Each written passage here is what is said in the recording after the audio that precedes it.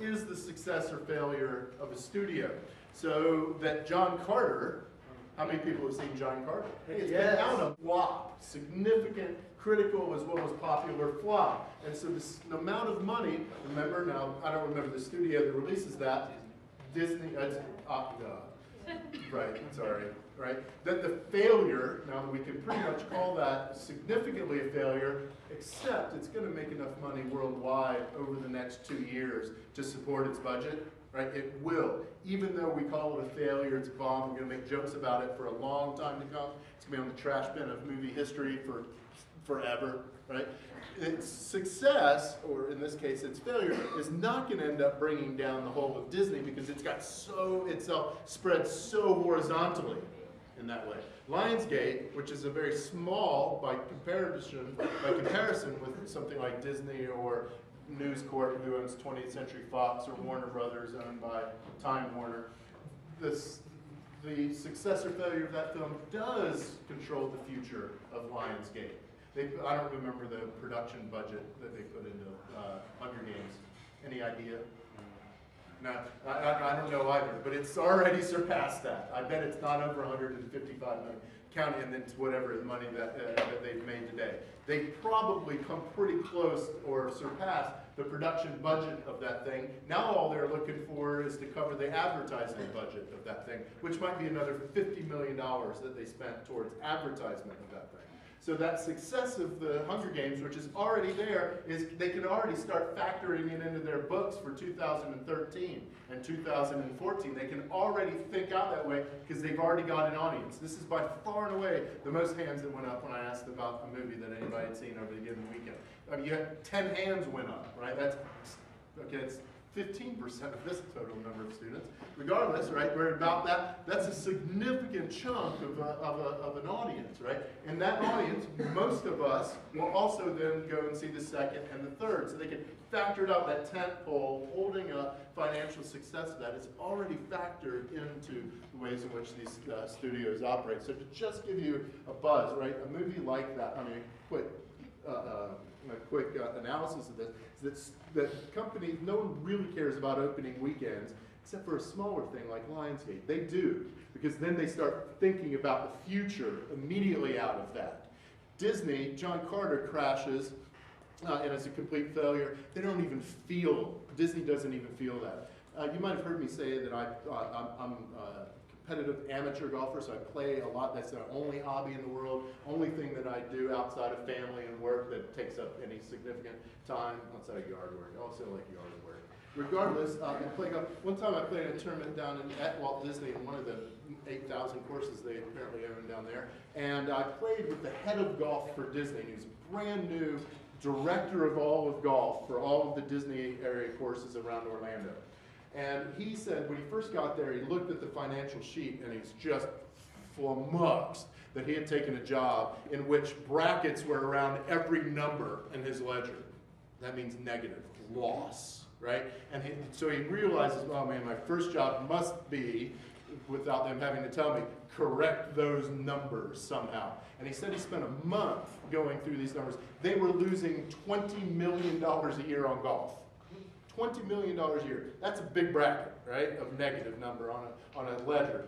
And he attends to this, and he tells me all these things he went to do. So finally he got a meeting with the vice president who had been over him, but he's only a business guy, he's not a golf guy, and he's overhead a bunch of other things. He went to that guy, and he finally got a meeting with obviously a very busy person. And he says, man, boss man, whatever he says, I have really struggled. Here's what I've done. Here's the numbers. And all I've been able to do is really get about $1 million off of that negative loss. And the guy at Disney looked at the number and he goes, oh, only 19 million? Oh, we don't care.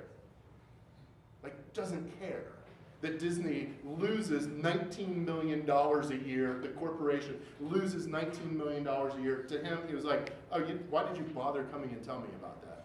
I don't care. That's like you having a sock on your room and your mom telling you your room's nasty and messy. You know, a sock, right?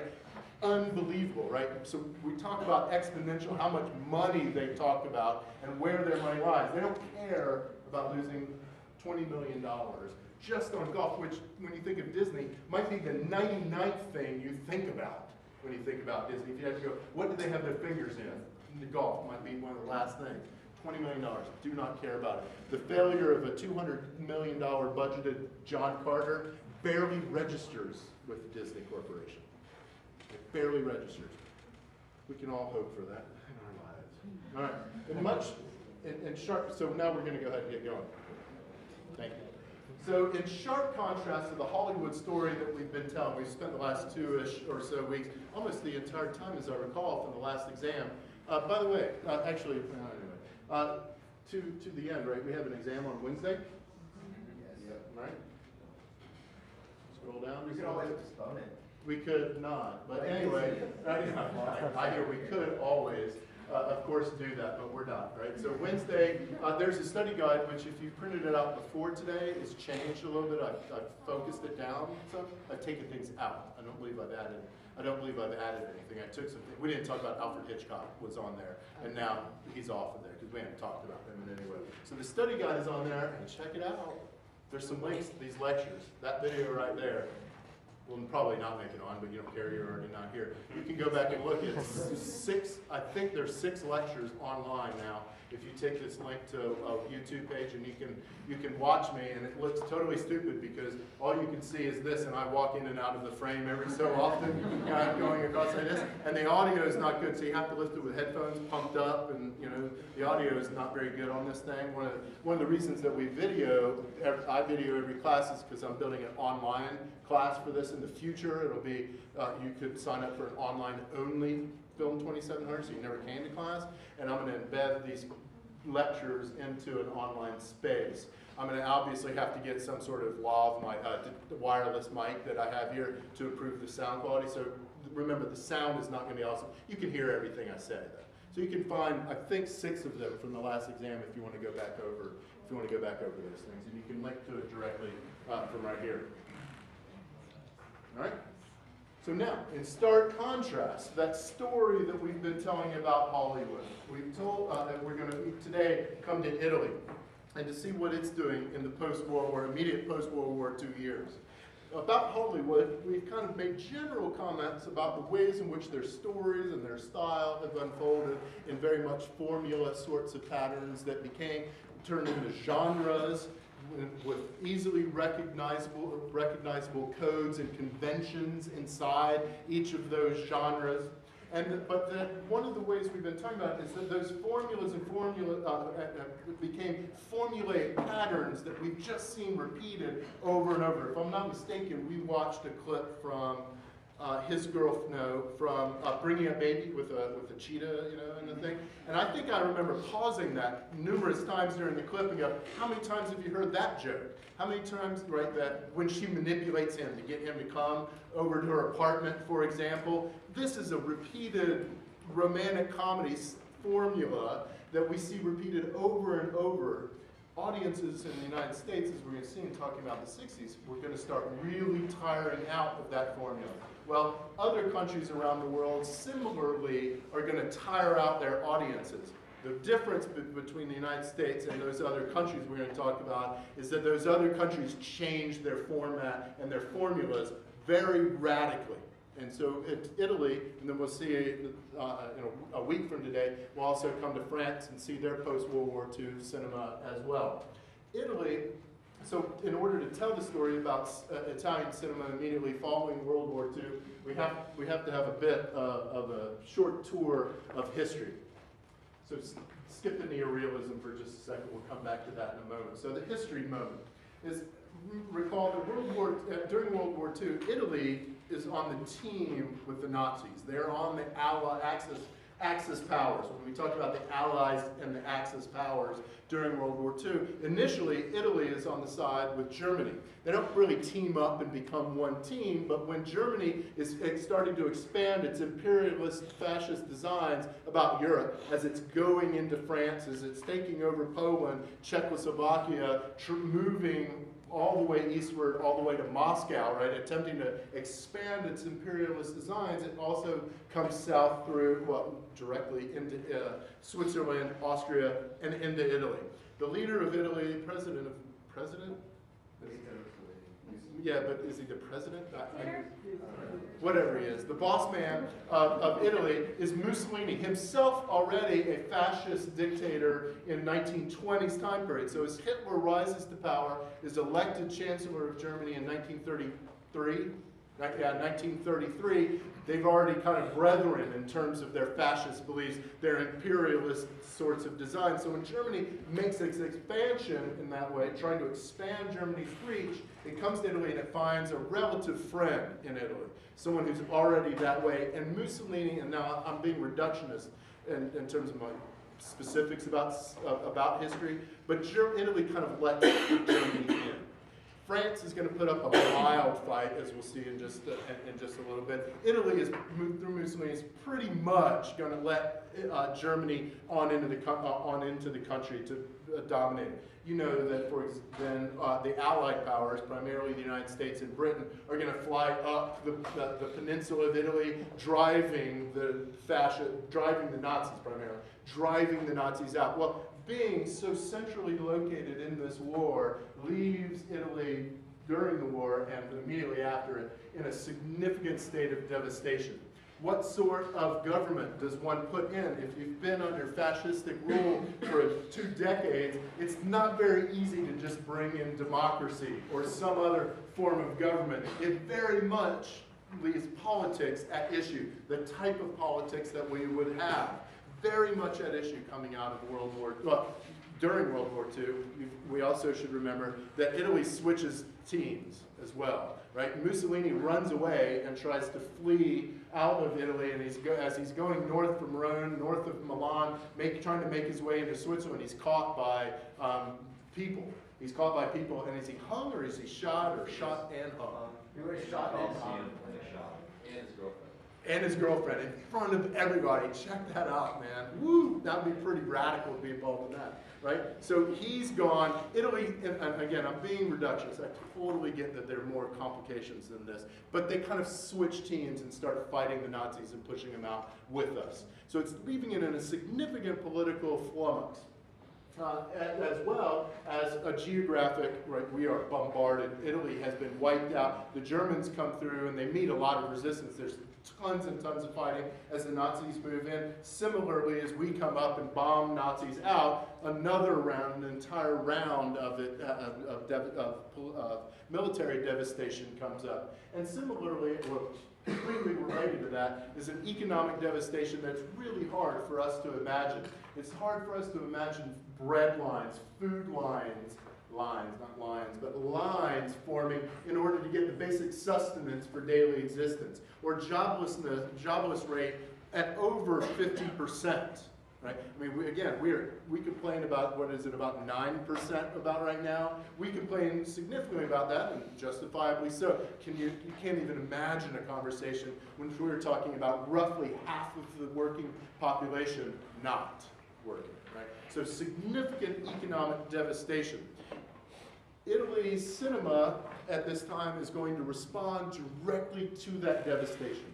So the nice, beautiful stories, well told, functionally contained, idealistic stories that Hollywood's putting out. Remember, they're doing idealized stories of the American public during World War II with the Why We Fight videos. Recall that when the sergeant walks down his platoon and he goes, there's the white guy and the black guy and the Jewish guy and the Irish guy. Right? It's an idealized, non-existent an idealized image of a non-existent America. Even the military was segregated, and our societies were significantly segregated as well. It presented an idealized view.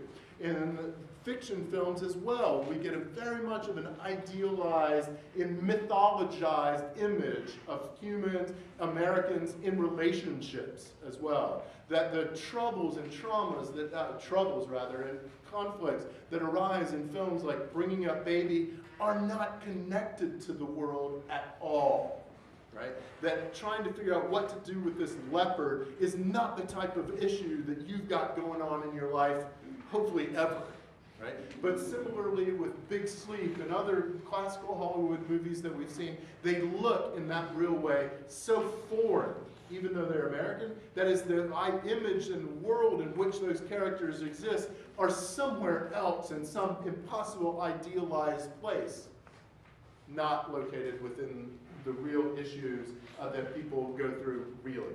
That is precisely where Italian cinema is going to take up in the 1940s.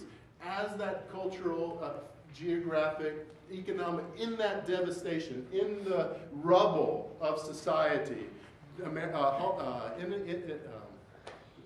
Italian filmmakers are going to come out and make a radically different type of film.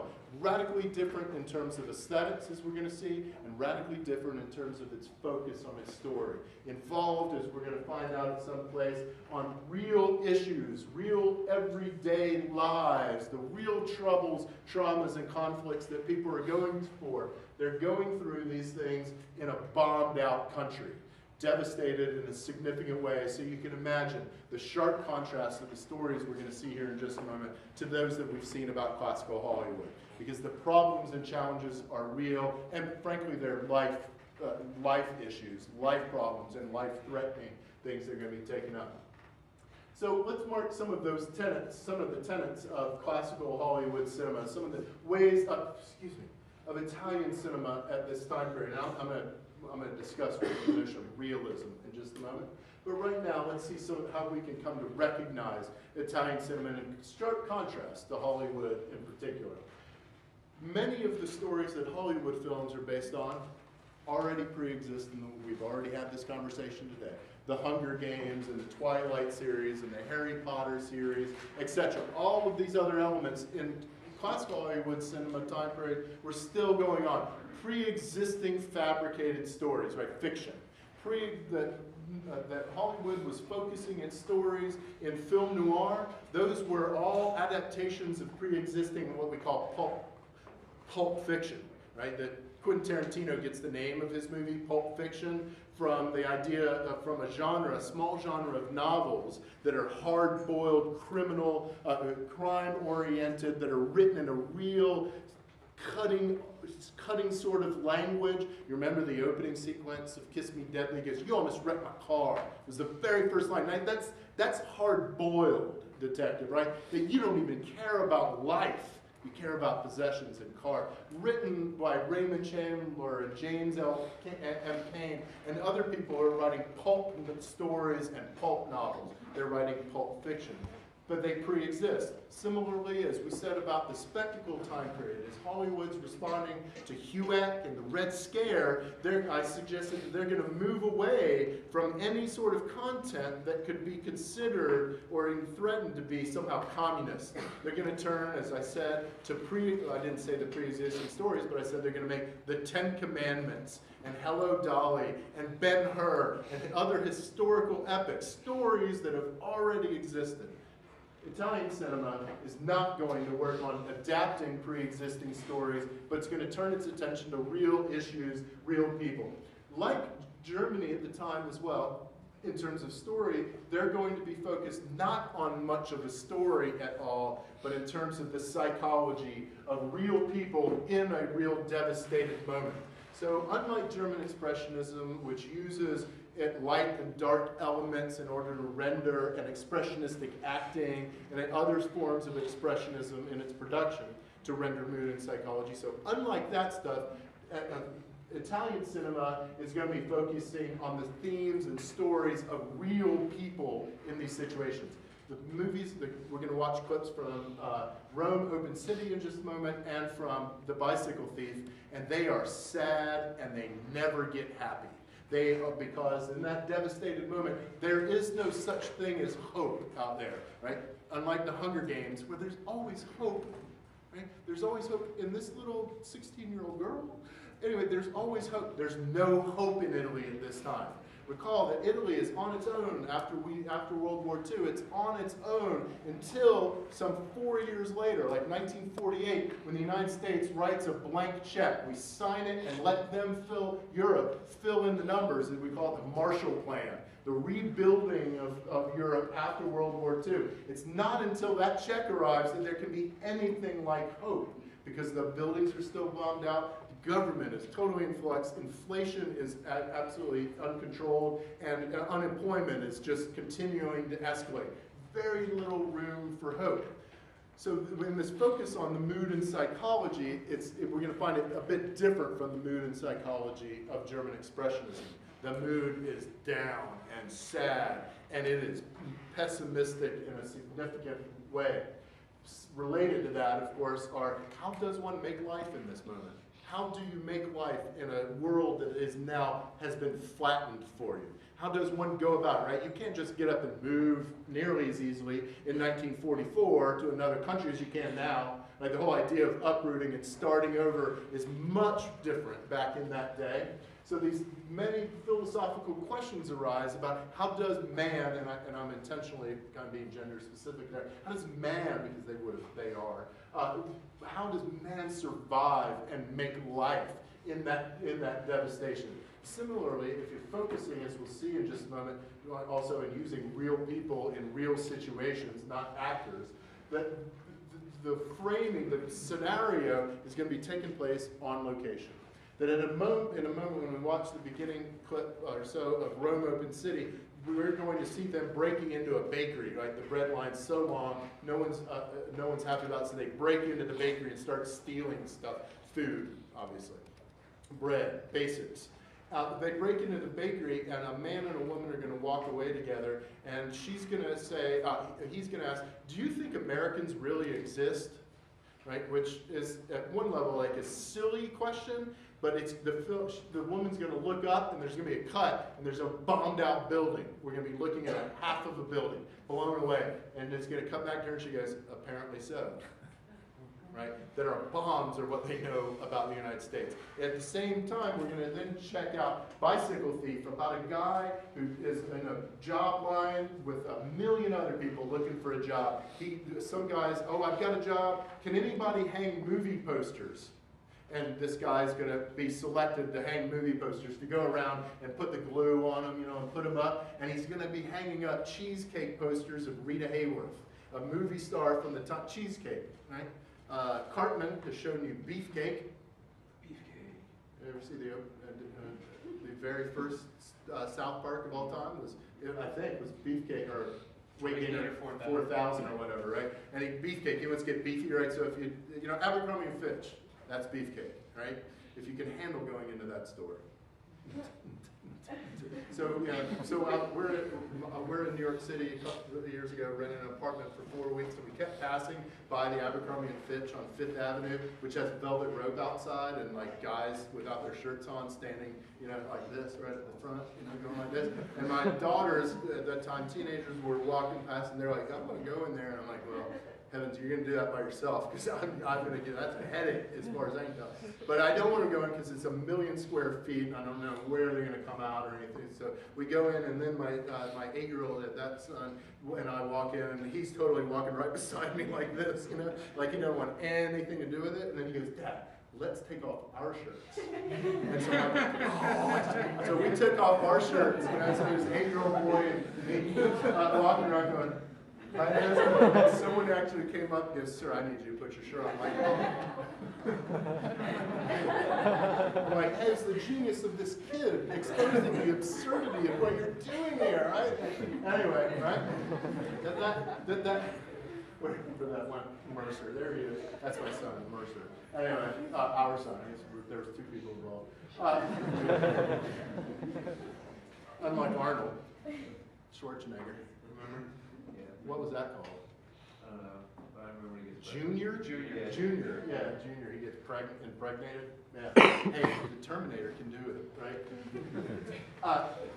Where did I depart? Oh, Misan. I think I was right at Misan Sen there, right? That indeed filming in Italian cinema at that time meant going to those bombed out. Oh, that's where I was. The image of America. Now that, by the way, is what's exported to the world to give an image of what America is.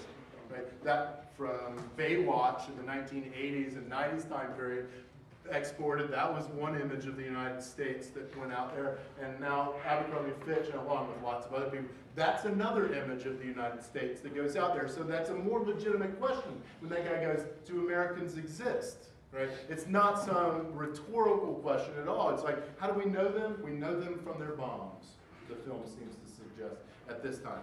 No hope. The Marshall Plan check had not arrived yet. So no hope. Indeed, the bicycle thief, Rome Open City, is going to concern a couple of primary characters, a priest and a communist communist, how do you call them? You fight against the system, and we call them terrorists now. Insurgents. He's a communist insurgent. He wants to take on the Nazis and the fascist Italian government at the time. Well, they've kind of gone away, but the fascists in Italy, he wants to take them on. During World War II in Italy, the church, the Catholic Church, and communists were like hand in hand in resistance. They were the main resistance. So the story is going to concern those two people and a couple of others.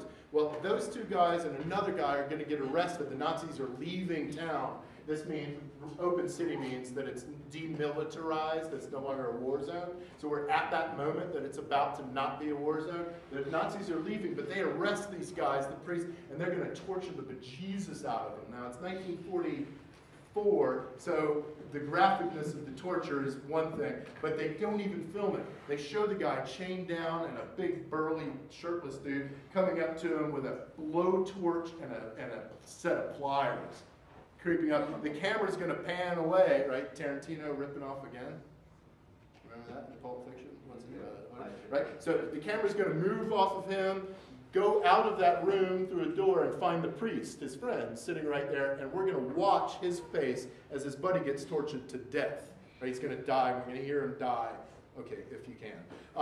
He's going to die just off of screen. Well, another guy who's arrested with him is going to hang himself in the jail cell or wherever he's locked up, and the priest is going to be taken outside, and he's going to be tied up for execution. All these boys walk up to the football, the soccer field, where he is outside tied up to a chair, and we have seen those boys a couple times. He's their only dad in the world, right? He's Padre a couple of times over, right? He's the only dad they know. It's the only home they know is the church. They're going to gather at the fence and watch as the Nazis execute the priest.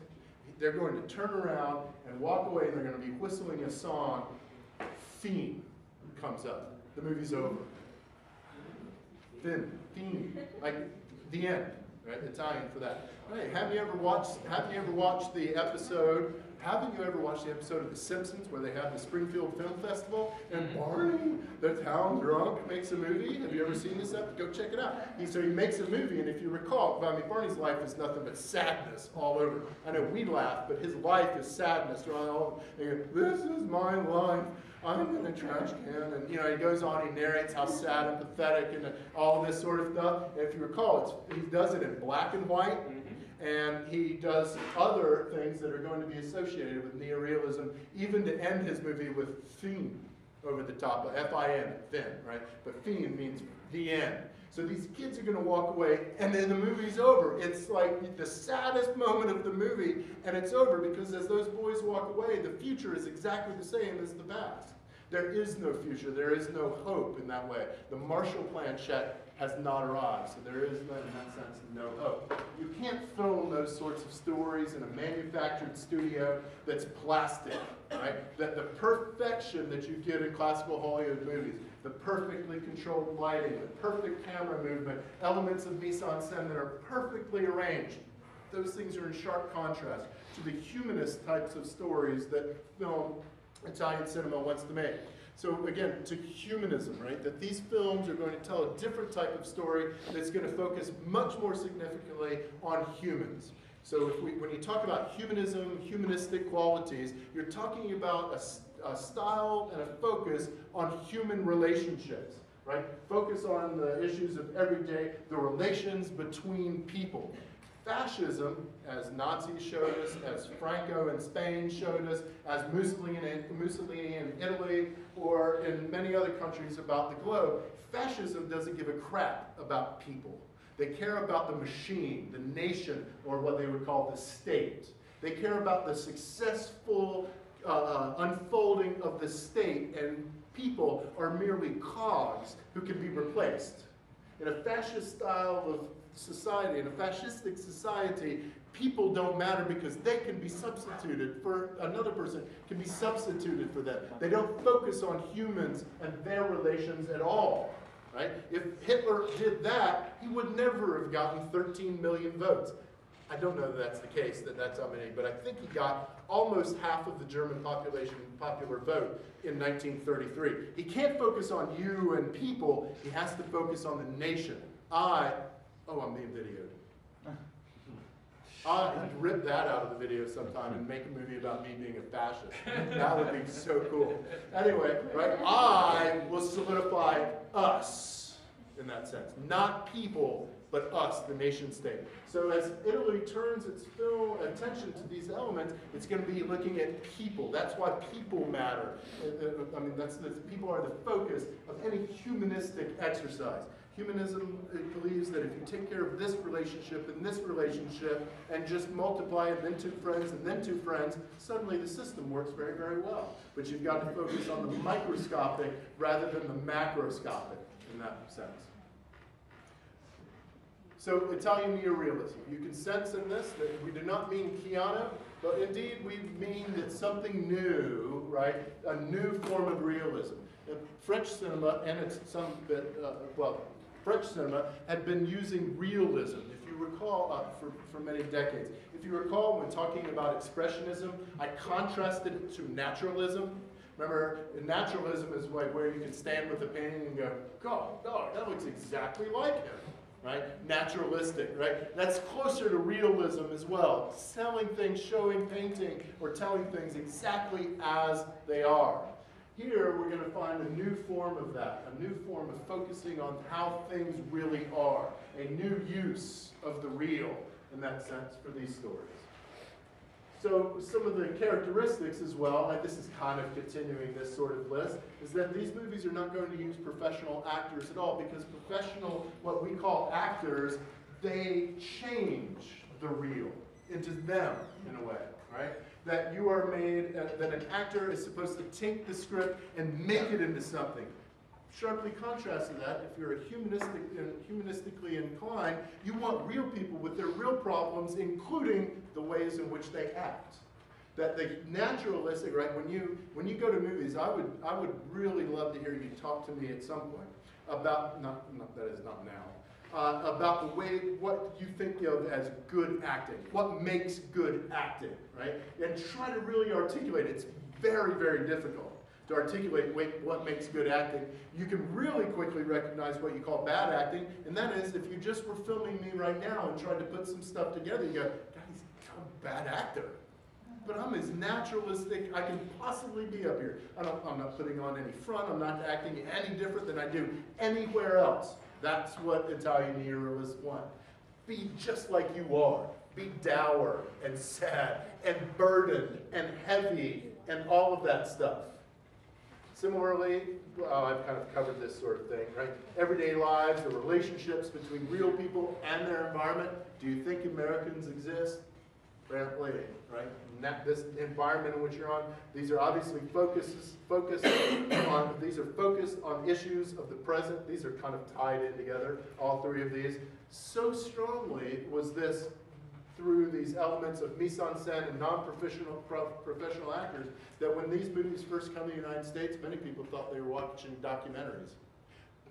We were so accustomed to that plasticity, the perfectly manicured sets and dialogue, etc. of Hollywood movies, that these must be documentaries. So when I say they have a documentary surface, I'm making an appeal both to that they're much more naturalistic or realistic in the way that is so sharply contrasted with Hollywood cinema, but similarly, Rossellini in Rome Open City is going to actually use found Nazi footage and include it into his fiction film.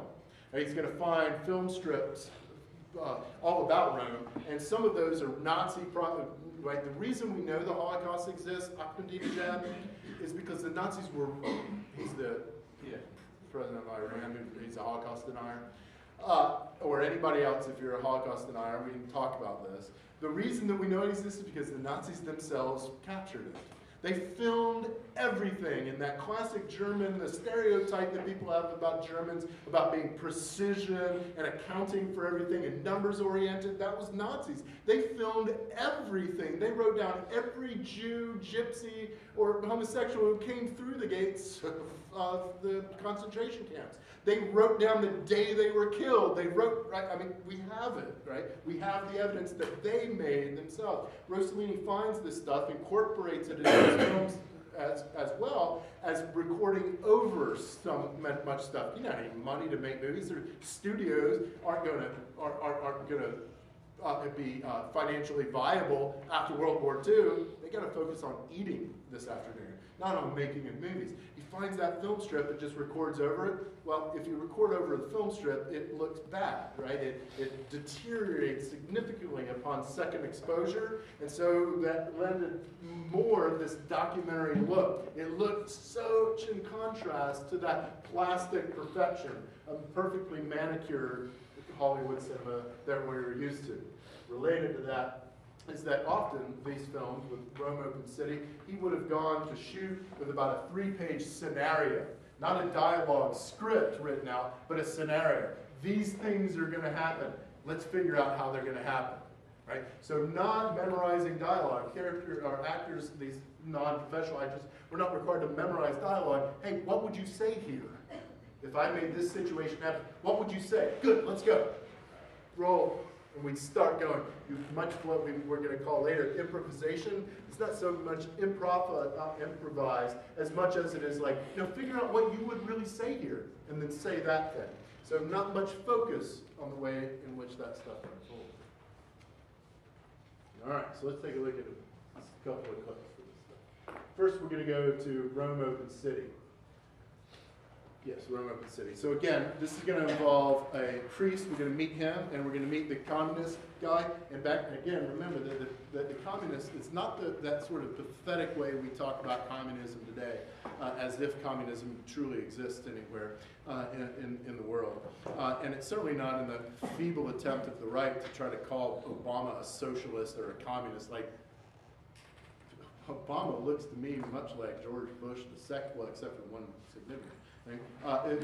His policies haven't radically changed at all, right? You know how many more people have been arrested for whistleblowing under Obama than were ever arrested? Like, he's way past George W. Bush for prosecuting whistleblowers. He's already exceeded the number of people who are prosecuted federally.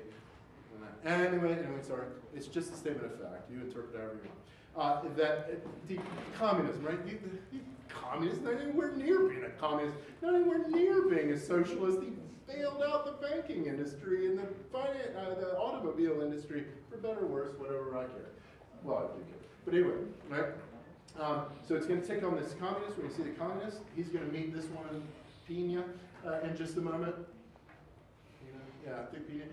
And the priest. The priest, that's woman, and then that communist. So they're going to be our three main dudes. And I've already given away the theme. The theme. So they just broke it into a...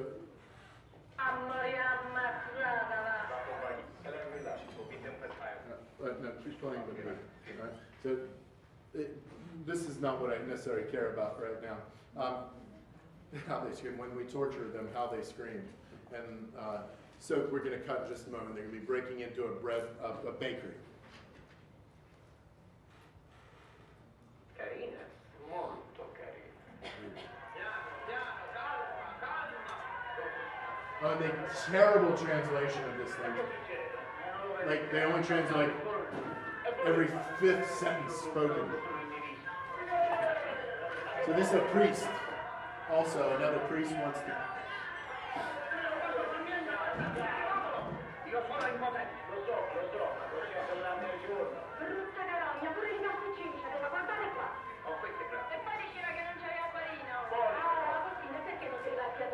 mica posso, io sono sacrestano, poi la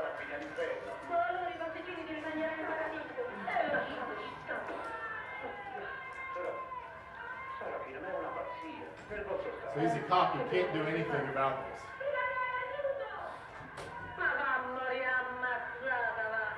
I'm not sure, but I think she just said Yeah, that. so- Yeah, pretty much.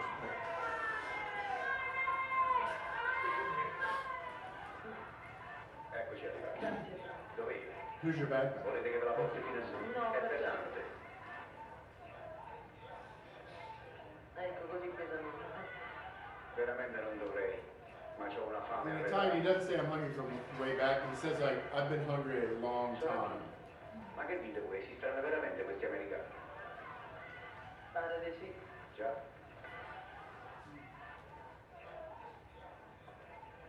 La sera 1000, voi della 16. Sappiatela. Come mi permettete? In mia presenza. Questa è borsa nera. A brigadiere, lasciate perdere che è meglio. Like you give a crap. Arrivederci. I guess what she said. So you notice a whole different natural lighting that's going on here. Whatever's Adesso non there. c'è. Non sa mica dove andare. E che ne so, sarà andato per i fatti suoi. Scusi. Nowhere near as fluid editing as you were used to seeing in classical Hollywood. E lei come lo sa? Francesco mi parla sempre di lei. Ah, ma lei è... Un amico. Oh, che stupida. She was about to give, she said, oh, you're, and he goes, no, just a friend. Le apro subito. You don't per want his Francesco. name out.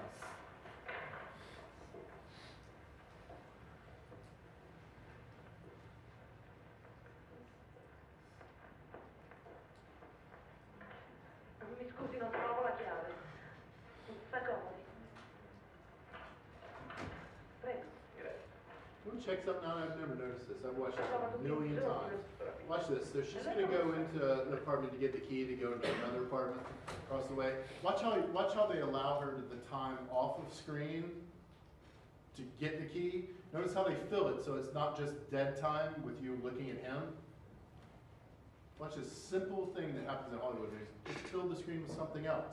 Have them walk by and then let her come out, and that 7 seconds does not feel like but a second.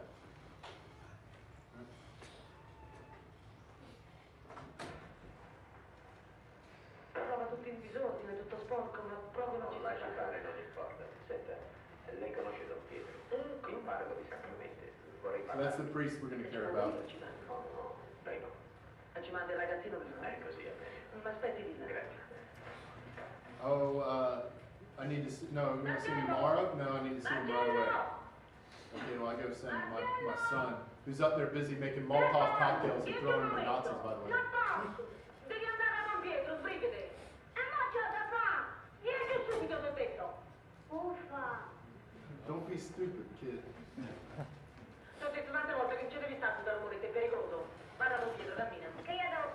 Glielo devi dire che deve venire qui subito, sbrigati. So he is going to be playing with Ronaldetto throughout this movie, and they make Molotov cocktails and throw them at Nazis, like lit bottles that explode when they throw them. So it is dangerous to hang out with Ronaldetto. Sei bello per strada, eh?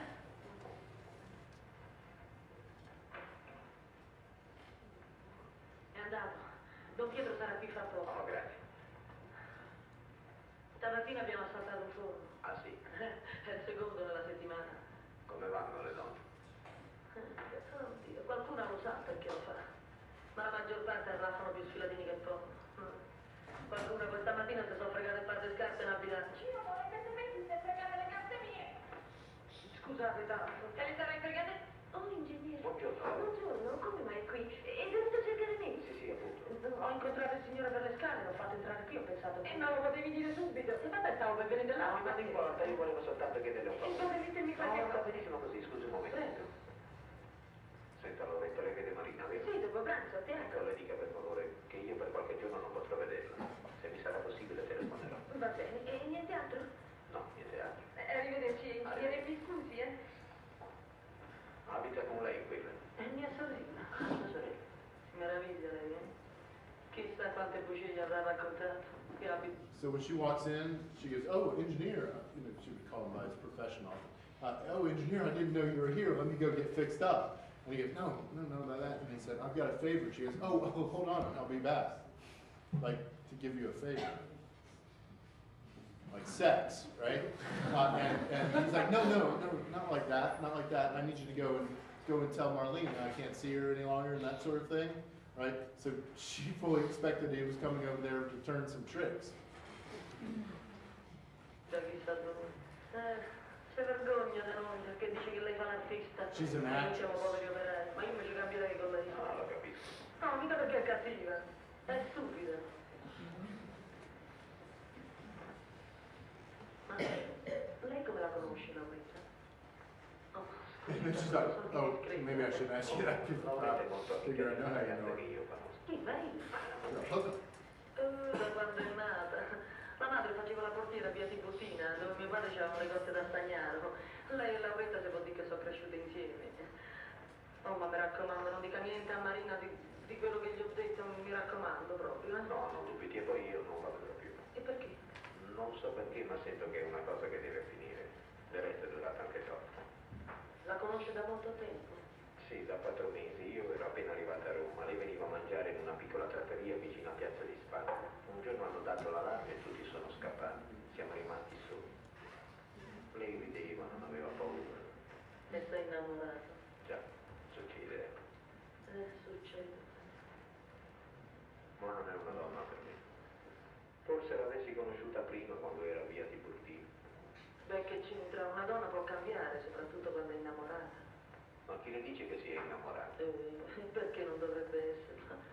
Oddio, non gli ho chiesto nemmeno se vuole un caffè, lo vuole? No, non si dice. Ma per carità, un momento, subito faccio. Guardi il caffè per modo di dire, eh?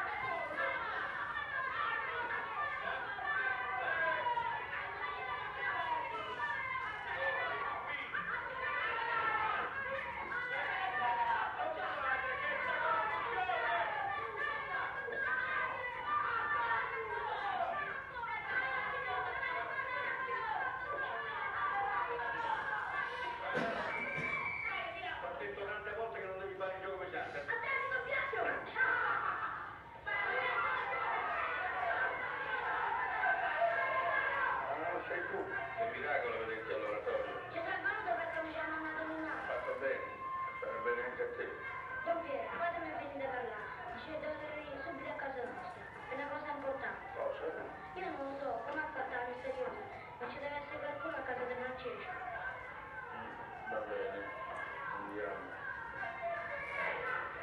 Gilberto, senti tu, vedi.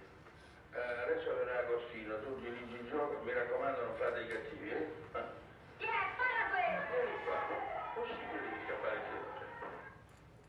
This is like, what miracle brought you here, right? Because he's acting the insurgent on Radio Life, and he goes, "Oh, my mom said, oh, good, I'm glad you're here." You're like, no, not like for that. I'm here for you.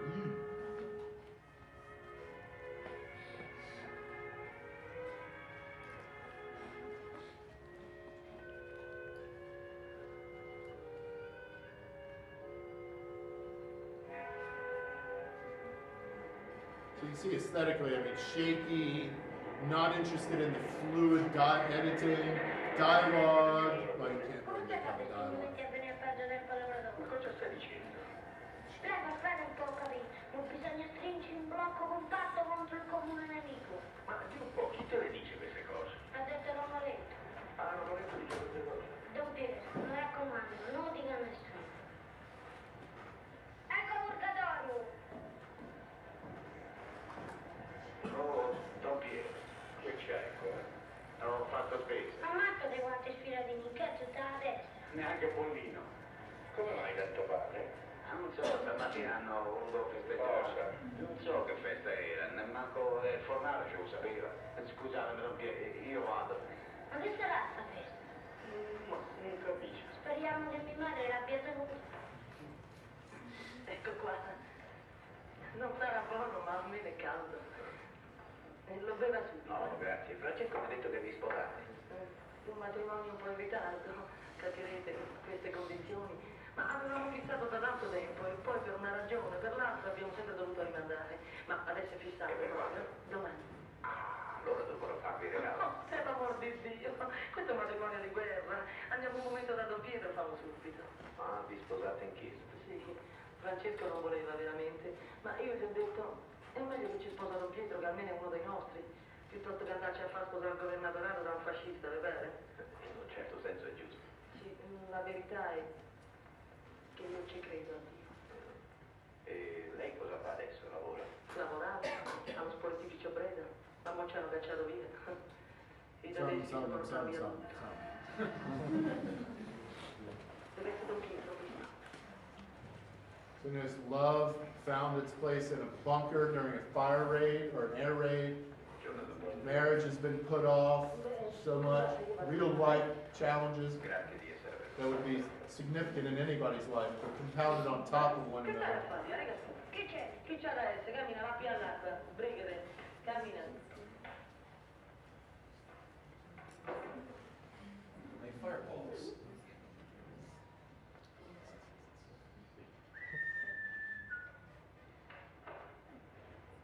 Te devo parlare. Entra.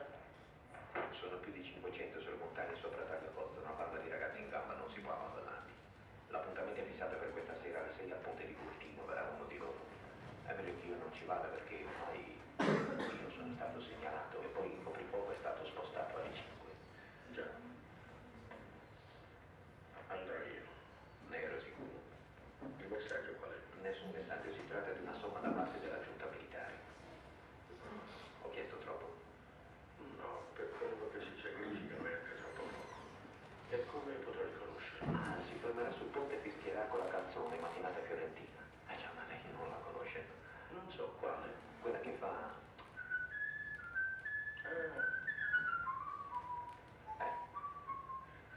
Bene, So he's going to run guns for the insurgents. The priest is going to run guns for the insurgents. At the end, when he's taken out and executed, the boys are going to turn and walk back towards Rome and their neighborhood, and that future that is dead will leap to them, and they're going to be whistling that tune. I mean, it's just like heavy.